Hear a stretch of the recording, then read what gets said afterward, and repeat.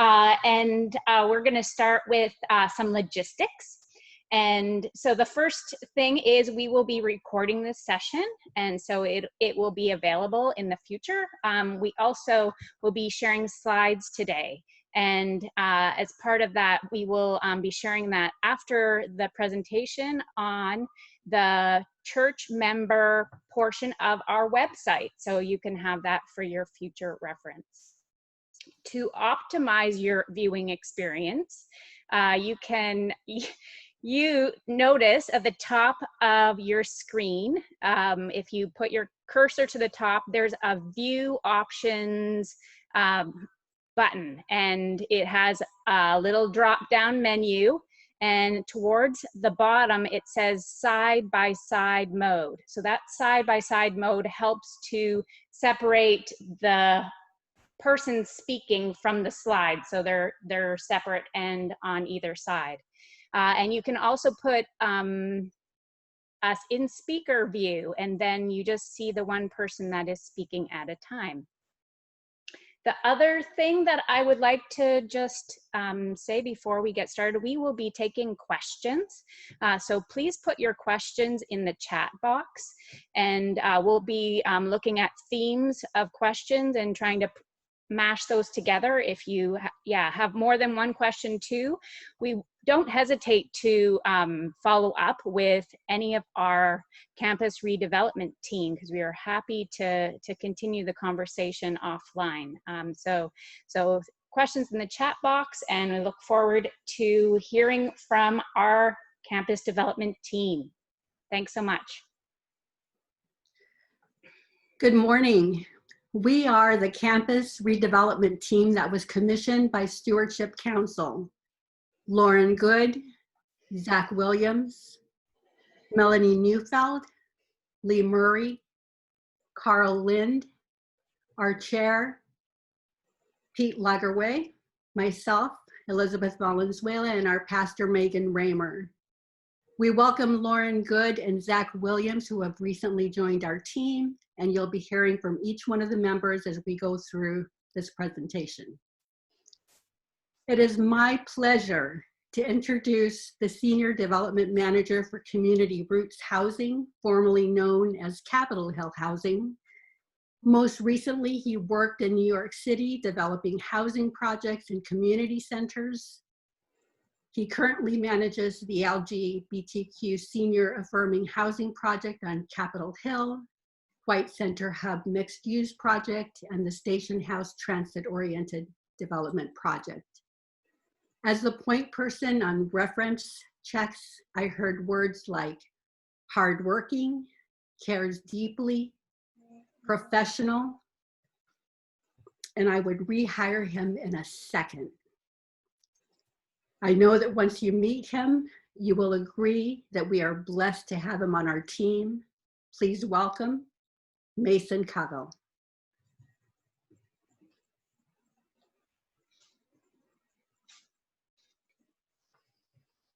Mason, you are muted. Hold on one second. There we go. Oh, wait. Should be maybe on the bottom of your screen. Can you hear me now? Yeah, go for it. Wonderful. Okay, well, thank you so much, Elizabeth. I'm certainly honored to be here this morning, and thanks so much for inviting me to introduce myself. And I'm a little bit embarrassed and humbled by your introduction, so you threw me off a little bit.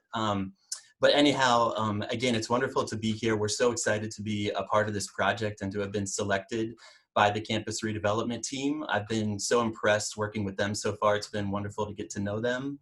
And I think we have just a wonderful project on our hands with just a ton of potential, and I'm so excited to see how it goes. Just a little bit about myself. As Elizabeth mentioned, I came to Seattle from New York City last year, where I had been in touch with what was called Capitol Hill Housing at the time. We're now Community Roots Housing. And I had been in touch with them about exploring a move out to the Northwest.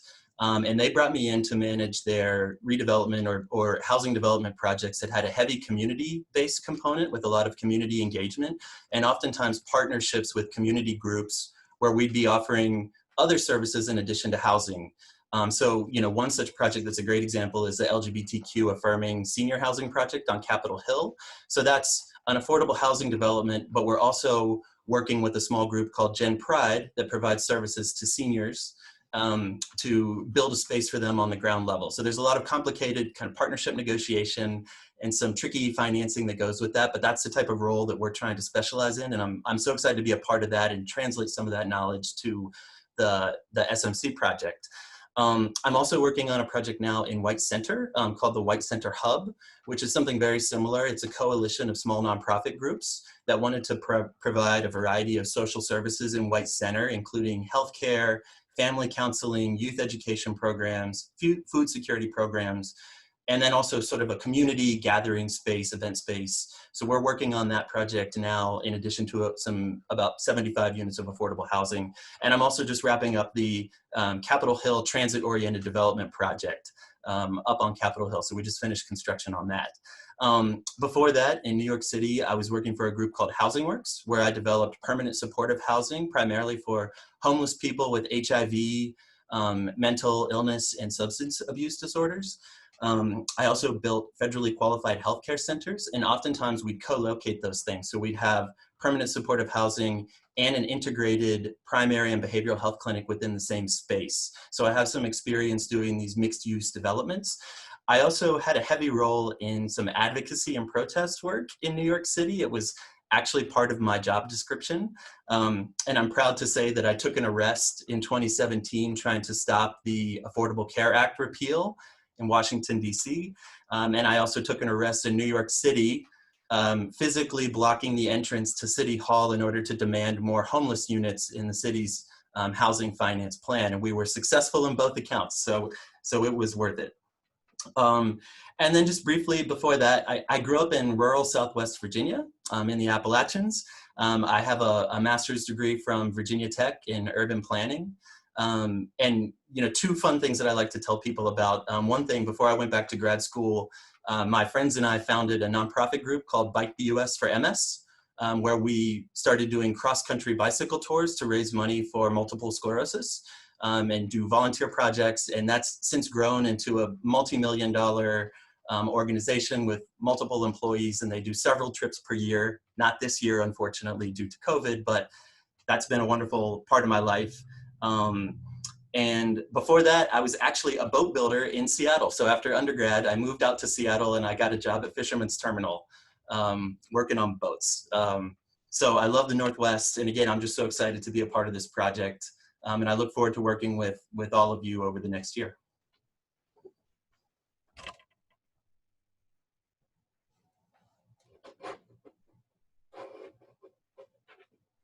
So this is Lee Murray. Just a minute or so about why we chose Community Roots Housing.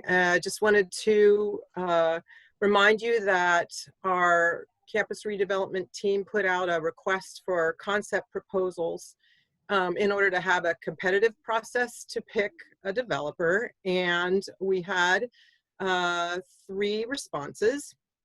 We interviewed folks, and Community Roots Housing rose to the top very quickly. The organization itself has been around about 40 years, and they have a long history of successful affordable housing and community development projects in Seattle.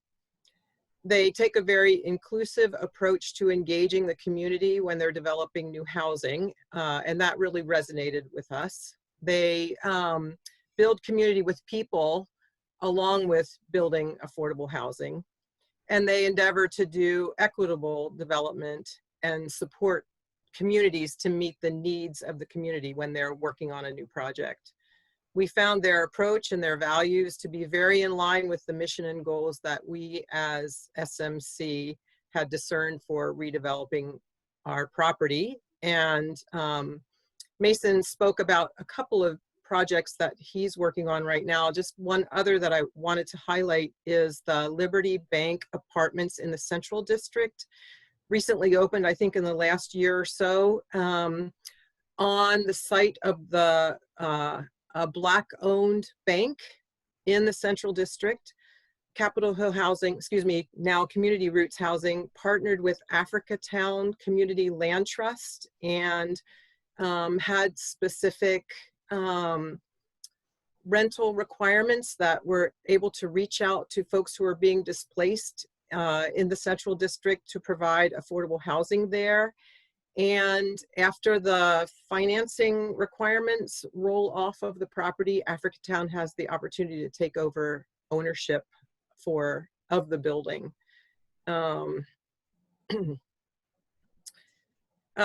Mason told us when we were doing our interviewing that they often get approached by churches that are curious about what might happen on their property, but that we were the first group to be so prepared and so organized.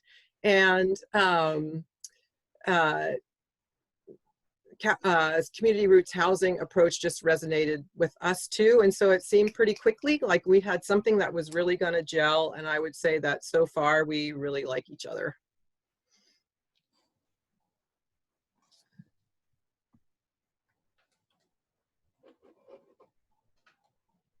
Oh, thank you, Lee. This is Megan here. I think it's important to just sort of root us quickly in history. So how we got here, to just always remember how we got here. How we got here was our 50th year anniversary as a congregation, which prompted us to enter a season of discernment together through the lens of Jubilee, biblical Jubilee, looking at our land, labor, and capital, and how we might take that sort of Hebrew Bible approach to Jubilee and rethink our relationship to our own land, labor, and capital. And we discerned 5 areas of action out of that long discernment process together, and care-filled discernment process. And one of those actions was to move forward with the redevelopment of our campus. And our goals as we listened together and processed together in that discernment season, our goals included developing affordable housing and community space, along with figuring out options for a new sanctuary, which will be a need as we indeed develop our property. So Stewardship Council was tasked with being the oversight body for this action and for our team. And so they formed the team, and that brought us here. And the mission statement that was developed as part of that Jubilee listening and discerning together that has guided and will continue to guide our work together as a redevelopment team is this. You can read it on your screen.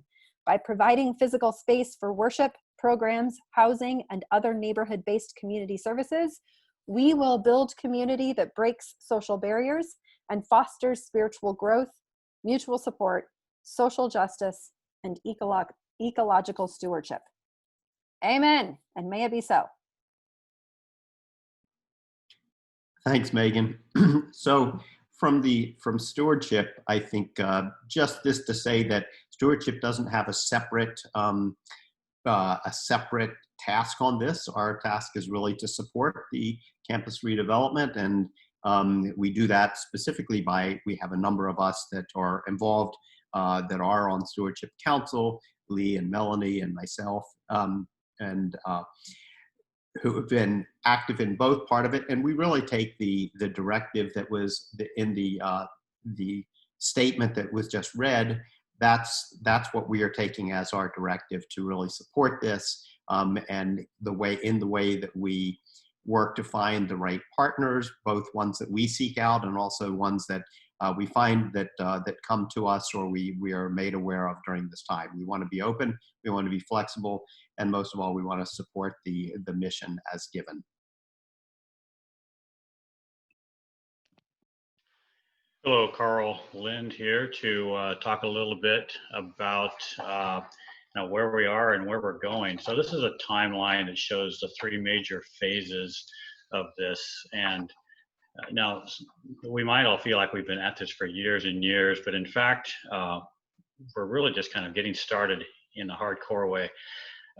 3 phases are pre-development, which is effectively just feasibility work, figuring out really what we can do and what it'll cost and those details. And this is a serious dig into those issues. And at the end of fall 2021, we will then be prepared to move into a true development phase. But the hinge point there is to come back to the congregation at the end of this feasibility to jointly discern whether we will move forward. Then, of course, we have the development process. Oh, that slide moved quickly. Development process, which is to actually get the details, the true plan, the true funding, and so forth. And then perhaps in 4 years, we're going to be ready to break ground. So it's a long process ahead of us. We might have something built by 2026, but that'll come fast. And then this is a slide that is more focused on our near-term goal, fall 2021, at the end of our pre-development phase. We're showing here some images of an earlier pre-development or feasibility study. I think this dates probably to 2007. And this shows all of our property and the different types of uses that it could happen. And so this is an example of the kind of work that happens in pre-development. Don't want to confuse anyone to think this is in fact what the outcome is. This is just past work. And we are all curious to know where it's going to go for us at this phase. And then one of the big outcomes of this pre-development phase is going to be bringing forth or exploring the options for our sanctuary, and that we list the 4 major options that we're going to be considering. And so when we come back to the congregation at the end of this pre-development phase, we will be probably identifying one of those 4 options as part of the development, the target of the next development phase, that 3 to 4 year development phase that was the green bar in the timeline that we just saw. So lots to be considering here in this next 15 to 18 months.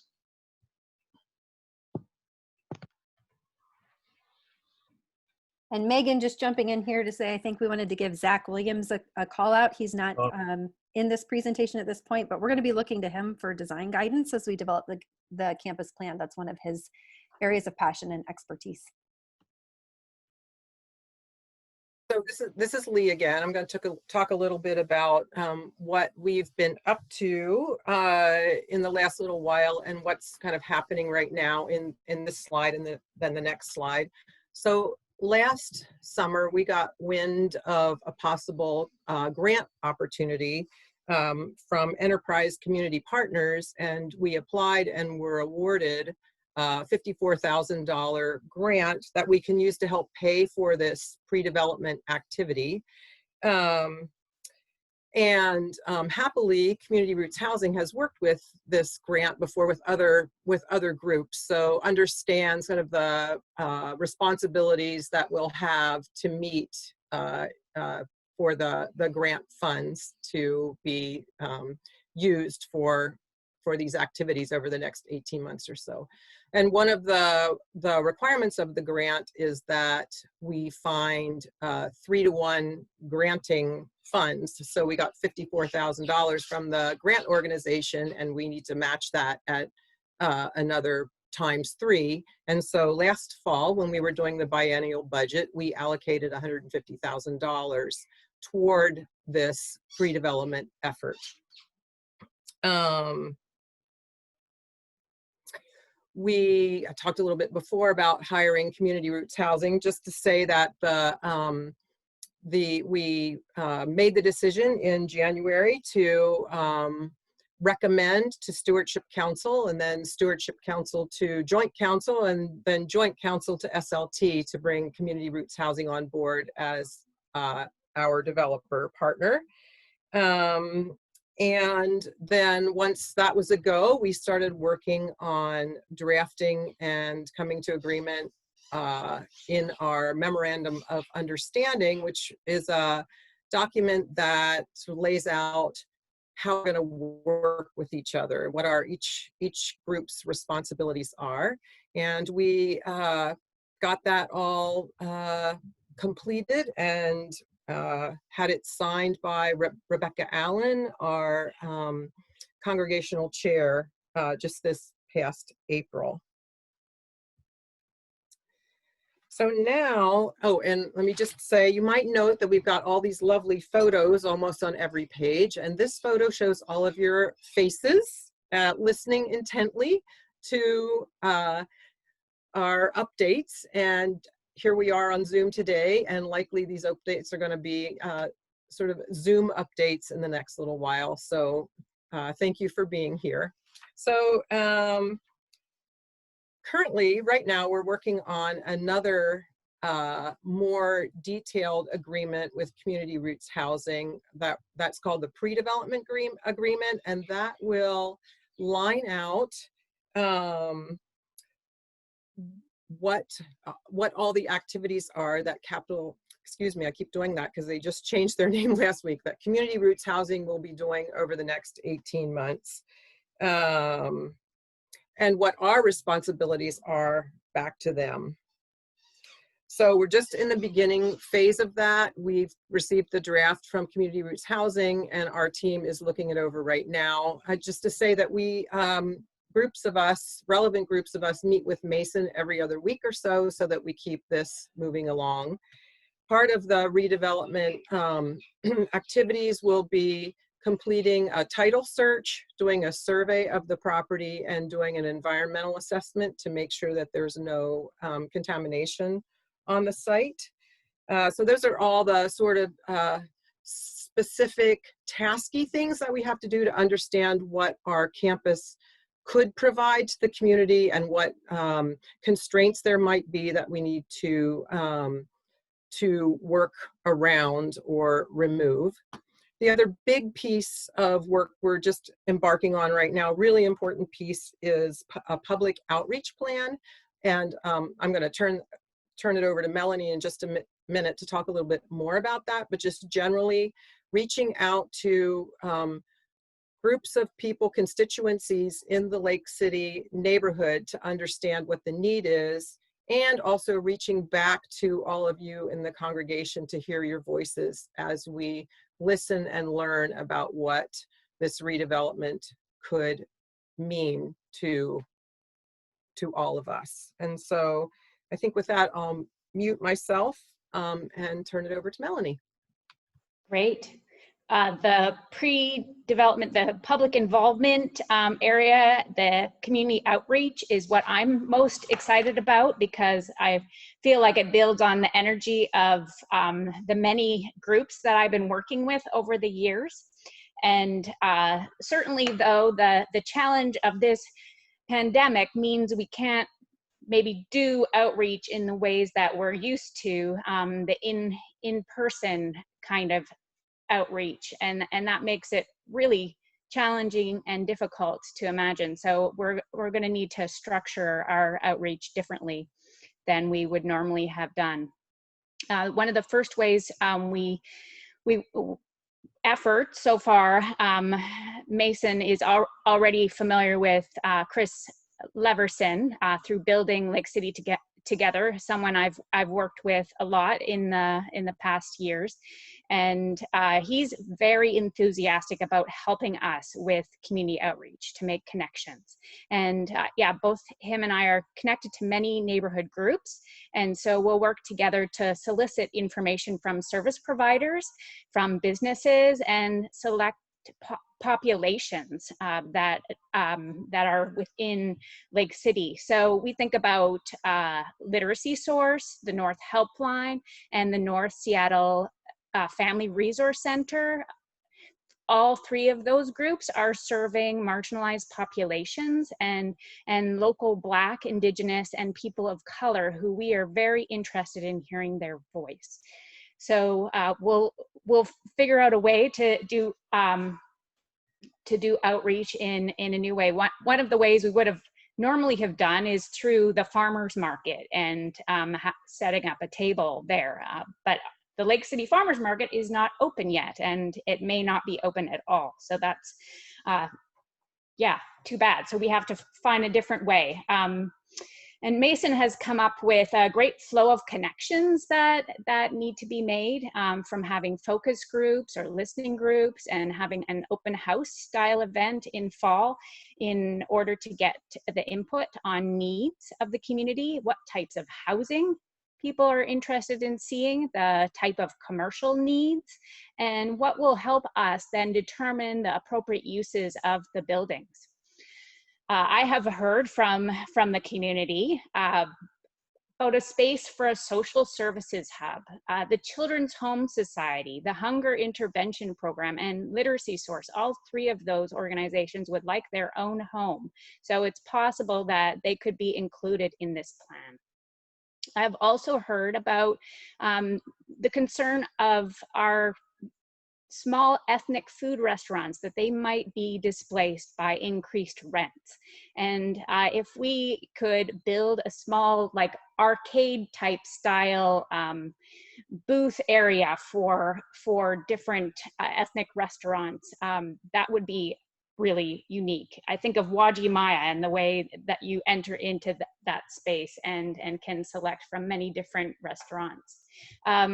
There's also been some word about if we might consider a performing arts space for Lake City. And so those are just options. Those are, you know, dreams, but yeah, we'll be doing more serious process to really get the community input. So we look forward to the building excitement over the potential uses and working together with the neighborhood. Thank you.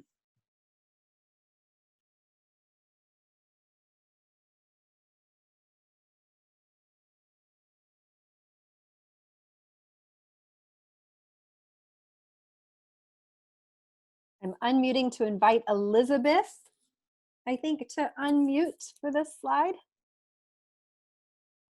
There we go. I think you can speak now.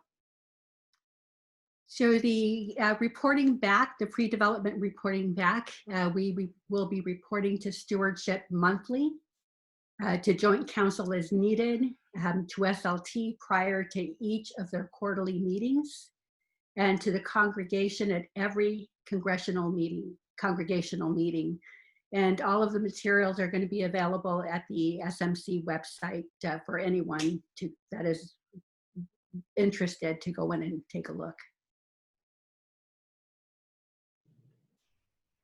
Hi, this is Pete Lagerwey, and on the same theme of reporting and accountability, just some preliminary guidelines on reporting back to the congregation.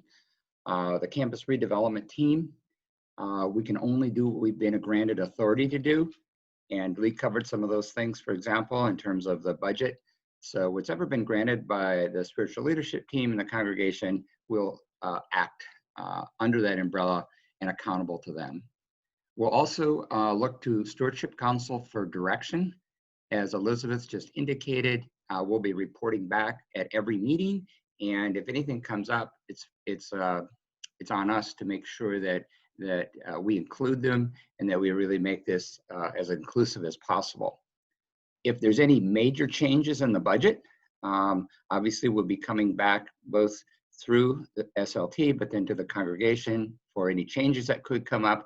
And I would just suggest right now that when you do projects this big, the odds of a change of some sort coming up are pretty high, but we will let you know way ahead of time. And it gets down to the last point there. It says no surprises. So certainly we want to be coming back as often as possible so that by the time we get to a decision at the end here in terms of what we're going to do, what we're going to do in terms of a sanctuary, hopefully you're not saying, you know, I didn't know about this. So we are really going to make it a point to have ongoing and meaningful conversations.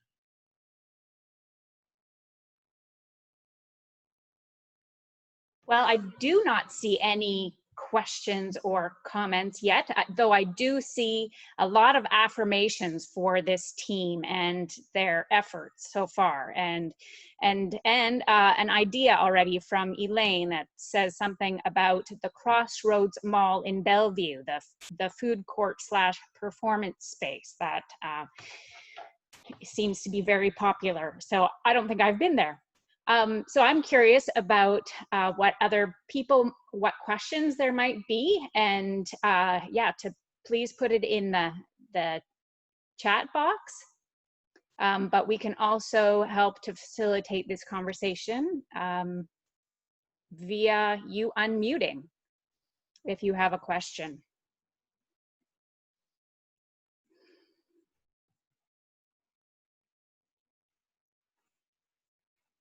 So there's a question, are you addressing the 15th Avenue land?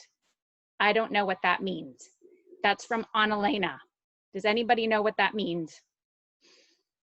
Oh, is this talking about Capitol Hill? Thank you. NPS house. I'm a little slow. Campus redevelopment is not looking at talking about the MVS house. I would just say that's a separate project for several reasons. One of them being that we co-own that property with Evergreen Mennonite. So that's sort of a separate discernment process. Seems to be some excitement about food court and El Centro's de la Raza's public outdoor space. Some of us were able to tour that space a couple of years ago and really just loved what they were able to do to preserve their own historic elementary school, as well as to then build affordable housing there, conference center, as well as having space for restaurants, and then just a really wonderful outdoor plaza. That is beautiful. I don't want to put Mason on the spot, but maybe Mason has more to say. I know we all want to share him with you and let him know what a fabulous job he's been doing. Well, thank you, Melanie. I feel like you covered most bases. You know, the one thing I would like to add as well, and my apologies if I missed it, is that we're also currently now soliciting responses from some potential architect teams to come in and do some preliminary design work on the project. So that's very exciting, and we're expecting responses back from. I believe we sent an RFQ, so a response for or a request for qualifications to 7 architecture firms. So we're expecting those back next week, and we're really excited to see, you know, who responds and what they have to say. And we'll be setting up interviews to speak with those teams and find out who's the best fit. I would also just like to say that I would love to go on a field trip to Bellevue anytime to go check out this food court performance venue. And I love the ideas, and I think it starts here, you know, with members of the congregation giving us some ideas that we can work with. And these are all things that we'll collect, as well as feedback we hear from some of our community partners and other neighborhood stakeholders, and feed those ideas to our design team to see what's feasible and how they can, you know, use some creative design to blend in some of these different uses and potentially some adaptable uses as well. So I hope people feel welcome to continue to submit suggestions on a rolling basis as the program goes on, because I find that sometimes the best ideas come from unexpected places. So thanks, Mason. I do see another idea that actually comes from a long time conversation around having a dream of having a peace center with some guest housing space. That is something that, you know, could be considered. We have not considered any ideas at this point. So I feel like that's, yeah, can be on the list as far as how much space we actually have. So thanks, Elaine, for reminding us of that history of Peace Center.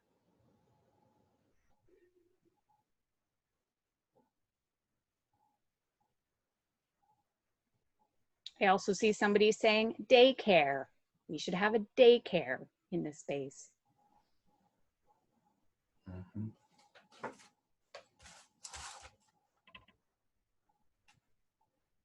Do we receive frequent requests for guest housing? I wonder if that's a question that someone can answer. Marsha would probably be the one that would get those in the office more regularly, and then we put put that in the communicator if there's a larger need. Megan, do you have a response to that? I can say, as Rob and I were Mennonite Your Way hosts for a while, and really, and that's a program where you house people who are traveling through in your own homes. And we were one of only maybe 3 households in the whole greater Seattle area that were part of that program.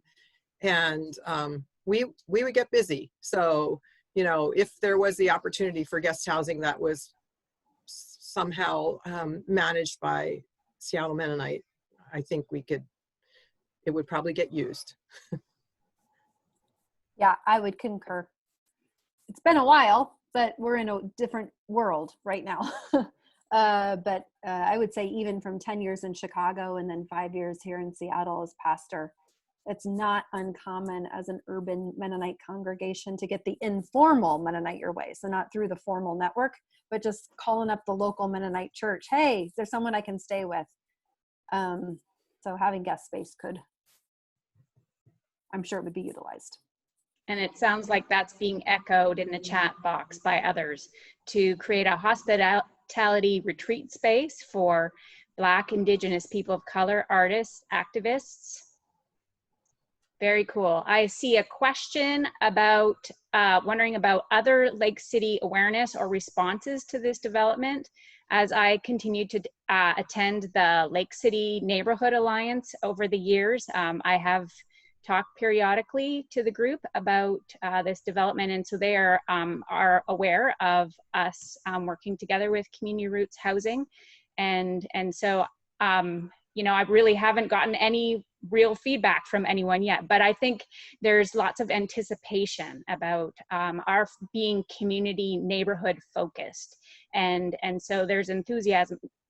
So Lake City neighbors often just get told what's going to be going into a certain property, and there's a design in front of them that they can, you know, give some feedback to, but they really don't have a lot of input into what the use might be of the space. And I know a while back when the Pierre properties had some inkling that they might move out of Lake City, which is they own 14 acres of property in Lake City. The Lake City neighborhood actually came out in a big way to really have kind of input into design and how they wanted to redesign the neighborhood. And there was just a ton of enthusiasm in just giving some input. So I feel like just because we're being community focused in that way, that Lake City is going to be very supportive and responsive. I'd like to add to that as well. This is Elizabeth, and the fact that as you saw in the presentation, that Melanie has been so involved for so many years with the community. I think that the fact that all the people, the meetings, everyone that she talks to knows what we're doing and what we're talking about here. And that's once we start the community outreach, it's going to just open wide up. I think people are longing to have community with SMC. I think that the outreach to everyone in the community is just going to bring us tighter together as a community, and I'm really looking forward to that. And just to follow up, there's a question about the Value Village property. I know right now, currently, there is a request for comments being made. I didn't look closely at that proposal, but there is like a 6-story apartment building that's being planned for that space. June 24 is when the comment period ends, and what is most concerning is a pedestrian access to 33rd Avenue. And we were hoping that that horrible slope, that rockery on 33rd that collects all of the blackberries and weeds and whatever else, that they would nicely make a ramp up and weave up that slope and make a nice walkway and access.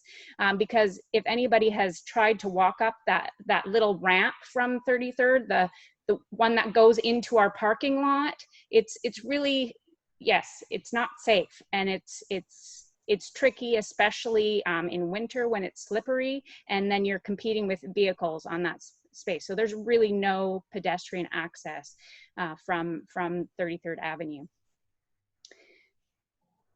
So there's another question about, I'm wondering how the concept of sanctuary, not the room, is affected by a mixed-use building instead of a dedicated church. Does anybody have any thoughts about that? That's really just, yeah, a thought out there. I would be happy to share some thoughts on that. Thank you, Mason. Yeah, of course. I think it's a wonderful question. And I think that there's, we already just in this session alone, we've generated a lot of ideas for how we can use the site. And I think there will be more good ideas to come. And so there will ultimately be some tough choices to make and some trade-offs. I think the key function here is design. And, when I think about the site, it feels like a large site when you look at it comprehensively. But there's several different zones. I kind of break it up in my mind, and we've talked about doing a potential phase development. But for example, along 125th, that's potentially where we would have more retail or more lively uses. And those, through good design, those could effectively be sort of isolated or separated in a way from parts of the overall campus that could be designated more for sanctuary. And I remember when I read the land discernment report, one thing that came to my mind, I had a sort of a vision, and who knows if this is actionable or not, I'll leave that to the design team. But thinking about creating perhaps a small outdoor space or some sort of outdoor courtyard, in the area behind the buildings that would front 125th. Just thinking of that as an opportunity of creating something that's more quiet, separated from the busier uses. And again, I think, I really defer to the design team because they're going to have some wonderful ideas on how we can sort of parse out, the different phases and how I think it's likely we'll have multiple buildings on the site ultimately. And it's going to be interesting to see how we can arrange them such that they each have a distinctive feel. But then there might also be a desire to have those buildings communicate with each other or activate each other in other ways too. So we're obviously very early in that process, and we're going to, the design team and us at Community Roots will help sort of walk everybody through those choices and some of those trade-offs. And we're going to generate some very healthy pro and con lists and take it forward. I love the images that you've stirred up for me in creating space set aside, or a courtyard that is separate from the busy streets that might be quieter. That really speaks sanctuary to me, and yeah, and hopefully that echoes for other people as well. Thanks, Mason, for that great answer. Thinking about design. Melissa's asking, I was really thinking more legally, like could we offer sanctuary to a refugee if needed, or would we not be seen as a church sanctuary anymore?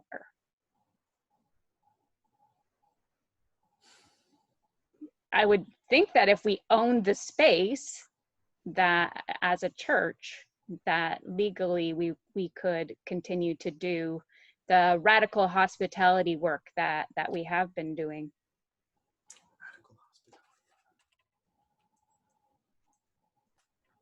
Well, and I would just say that we've connected with other faith communities in the Seattle area who are doing some of that sanctuary work. And I know at one point, this was a while ago when Just Peace was doing some more active discernment about whether we might provide sanctuary space in our church building.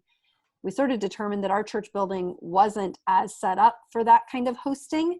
And so ultimately decided to rally in support of other, because we're actually fortunate in that way. In Seattle, there are lots of faith communities who are on board with providing sanctuary. And so we can sort of rally around other churches that would be hosting. But I think it's an interesting idea to think about. I mean, certainly if there's some guest space or hospitality space, then that would be designed for people to live in and stay in, and could potentially also be sanctuary space in the way that you're meaning.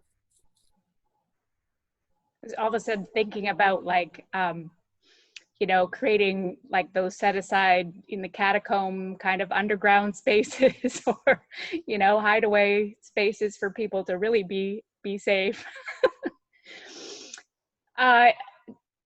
Noticing that we have 15 more minutes, so please keep bringing your questions forward. There's a note from John and Belda. The Olympic View Church of the Brethren has a nice courtyard completely surrounded by the building. So there are other congregations that have that kind of space.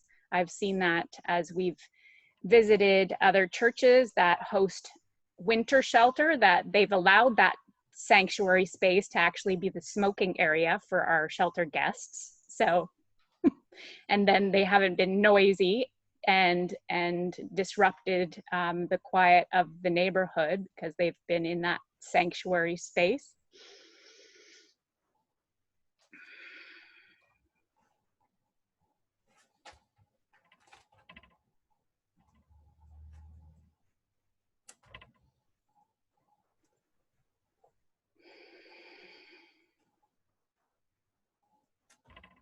Olympic View has also had the kind of cooking fellowship space that we were missing at SMC. Certainly I noticed too, the kitchens of different congregations when we're using those spaces as shelter.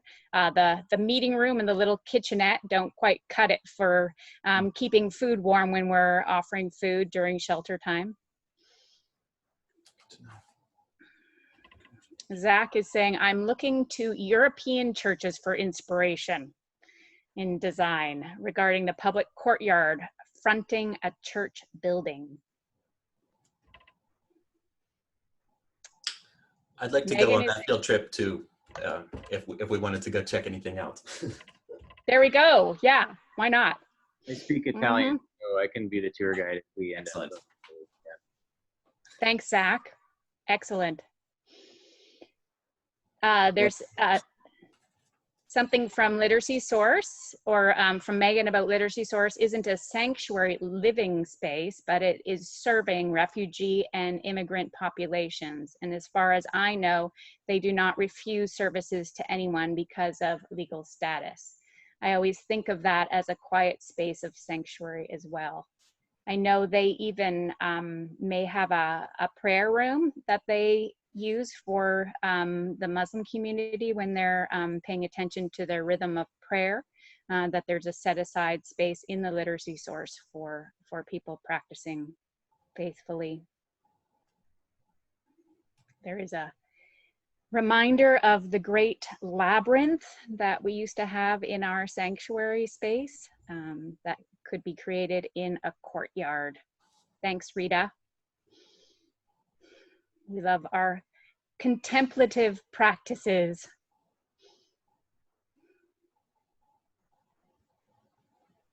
This is Elizabeth again. As Mason was speaking earlier, I just got this vision of the courtyard, and with the restaurants lining the courtyard and an area for seating during nice weather where people could sit outside and eat. And if we had housing, affordable housing, people would be coming down to have their meals with other people, and having a food court on the interior, although a lot of people would probably put it on the outside on 125th.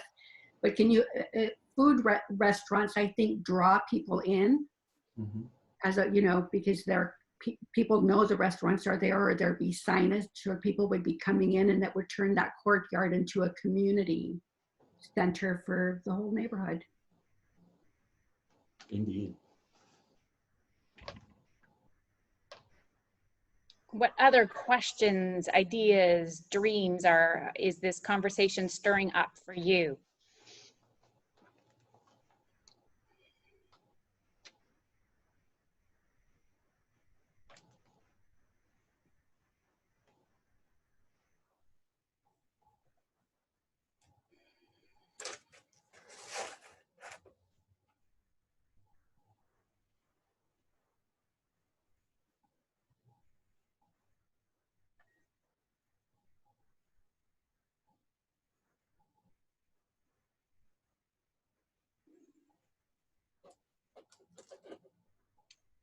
Well, I'm so grateful for this time. Certainly, you know, things are still not really concrete yet and nebulous. So as things come, I'm sure your opinions will come forth as we have a greater picture of where we'll be moving. We still have 10 minutes left, but we don't need to draw this out. And so happy to entertain other questions at a different time. And via email to any of our people on the team. Send your ideas, and to know that this presentation has been recorded and is available. The slides will be available on our website. I would like to share. Weldon has just so I put it in the chat to everyone because it went just to me, but wanted to share Weldon's words there. I forgot to attribute them. In true contemplation and action over time, that I am mindful all these beautiful ideas have roots going back over the past 25 years. Mm-hmm. Indeed, some of these dreams and visions have been sitting in fecund soil for a very long time and are just starting to grow. Like all those organic veggies out in Duval that a farm, Local Roots Farm, is growing for me. I'm eating some of the most amazing produce this year. And it sort of seems like that's a little bit what's happening here. A lot of tending. This is Pete. I just want to reiterate too that how important the importance the team puts on having a really open and transparent process. So if there's, in addition to just to talking to individual members, if anyone ever wants to join us on Zoom or for one of our meetings or talk to us a little more, with a little more time with the redevelopment team, just let us know, because we really want your input. Shall I move us into our sending? Anybody have something that's been kind of simmering that you want to say? I guess one idea that I'm having around this also is just maybe taking the opportunity to rethink mobility and its connection to power, and how a lot of the built environment has been made for people to pass through neighborhoods in their cars and optimized for them rather than the people living in those neighborhoods. I'm seeing the connection between that and, like white flight to the suburbs, the decay of the inner city, and the kind of inequity associated with a built environment for cars and not people, where marginalized people do not have access to cars, primarily need to walk or take transit or bike to get around. So yeah, I'd encourage everyone to not be afraid of the idea of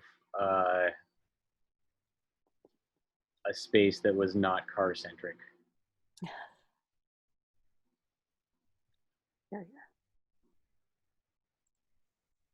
All right. Well, I'm going to send us with words that have been with us for a long time. We started using this at the beginning of our Jubilee listening together, as we were trying to commit ourselves to the process of spiritual discernment, and claiming as one of the building blocks of good spiritual discernment is holy indifference, which is indifference to anything but the will of God. And that's lofty, and that is really challenging to comprehend and to grasp together.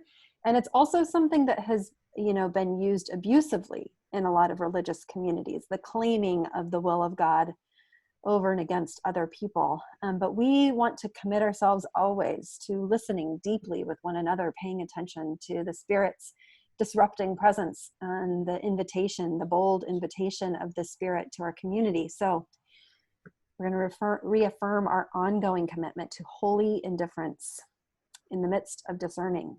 So echoing some bold prayers, including Mary's, "Here am I, the servant of God, let it be with me according to your word."